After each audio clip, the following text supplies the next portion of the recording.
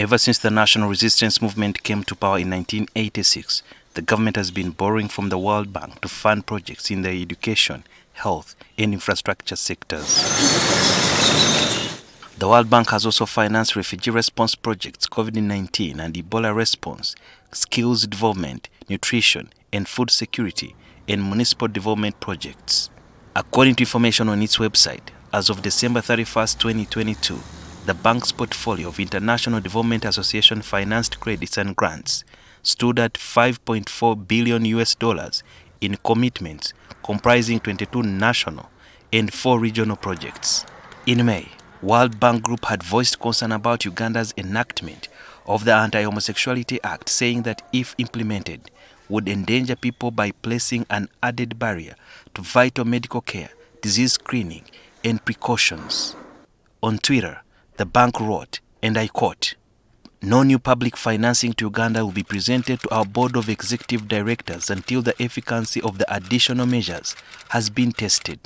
Investments in health and education and roads, if that goes down, and as we've seen, it's one of the top 4 priorities of households, then they will be affected if they can't find sufficient medication and health care in government facilities, and they have to resort to private facilities.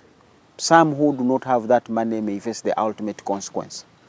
If the schools decide and say, we still want to do investments, so you parents bring more money so that we can top up. Now, the poor parents may not be able to raise that required funding. So we might see children drop out of school. Because where you find that maybe there was no co-financing option, where maybe Uganda was meeting some cost and then World Bank was meeting some cost, such a project will definitely stop because the funding will not be there. People will lose jobs. The World Bank has also been the biggest funder of most of the infrastructure projects in the country. So what now happens to projects like the electricity connections policy that the World Bank funded through the Ministry of Energy by lending Uganda $600 million, which came with $50 million grant? There are certain preconditions we need to fulfill to secure even the ongoing projects. Like what? Like now the electricity access you've talked about. We have a number of other projects in terms of school construction, health construction, road construction.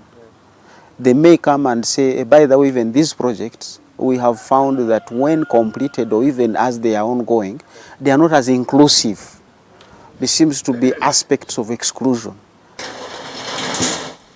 Although the government has been warned against its overzealousness to borrow, it has been getting funding from the Islamic Bank, the African Development Bank, and the Chinese government, among others.